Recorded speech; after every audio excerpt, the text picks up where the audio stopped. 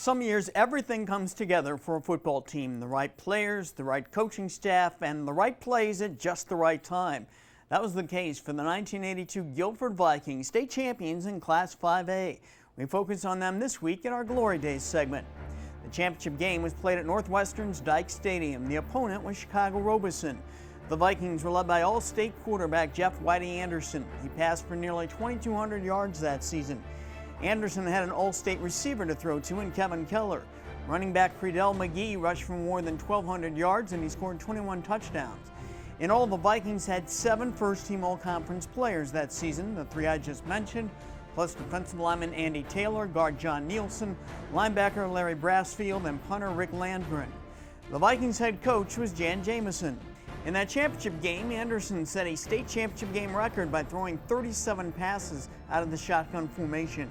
Keller holding 7 receptions. The game was a nail-biter. The Vikings trailed with under a minute to play, but with 47 seconds to go, Credell McGee got free for what turned out to be the game-winning touchdown. Guilford won the game 16-12, securing the school's first and only state football championship. The Vikings had a spotless 13-0 record.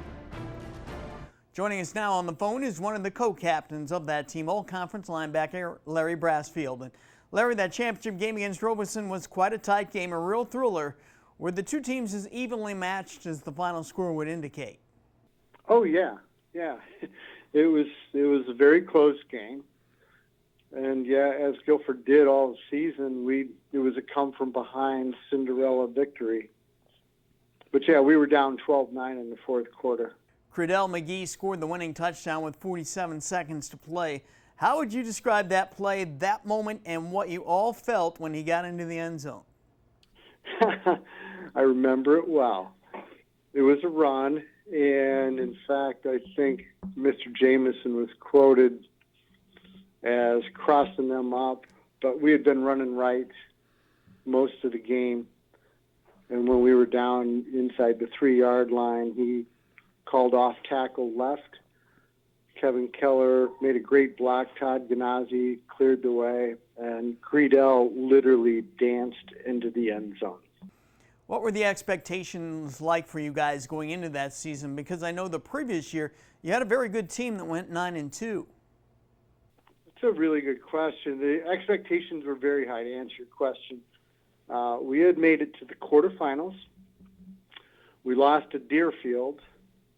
Myself, Whitey, Jeff Anderson, and a couple other players, we actually drove into Chicago and watched Deerfield lose 7-6 to Joliet Catholic in the state championship game. Deerfield had beat us by about at least 15 points. They were clearly better, but we had hung with the state runners-up that had a chance to win it. So we knew that we had a good chance going in, and we had a lot of junior starters coming back. So we had very high expectations going in.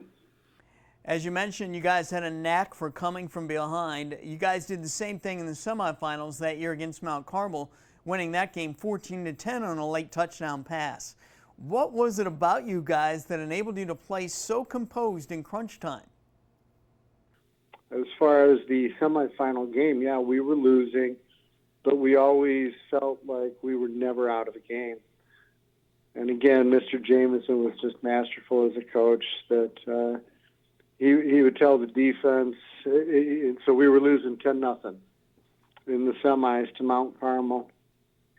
And he had the best halftime speech ever where he told the defense that we were playing really well. We had given up one big play and a field goal because the offense had turned the ball over in the red zone. But we were doing well, and we just needed to pull together, and if we could hold them and score twice, we could win.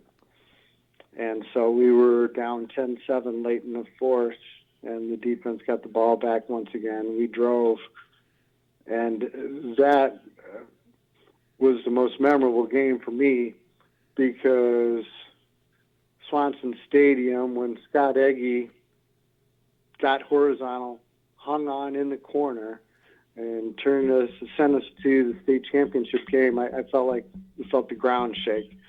4,500 people felt like 45,000. You mentioned Jan Jamison. I got to know him a bit after his coaching days when he was the athletic director at Guilford. At that stage of his life, he was somewhat soft-spoken and laid-back, mellow. I'm guessing he was a little different when he was coaching you guys.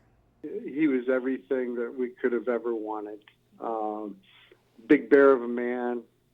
You never wanted to cross him, make him angry. More importantly, we never wanted to disappoint him.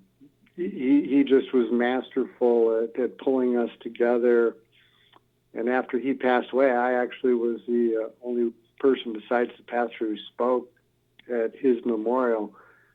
And I described him as a chef that could bring all the ingredients together for a masterful meal, or a composer that just brought people together in a way that together we were far better than we ever could have hoped for or imagined. After you won the championship, there was a parade for the team from the clock tower to Guilford High School where there was a pep assembly.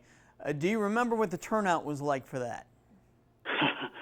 I have no idea how many people were there, but I just know it was standing room only. And that was just a blur.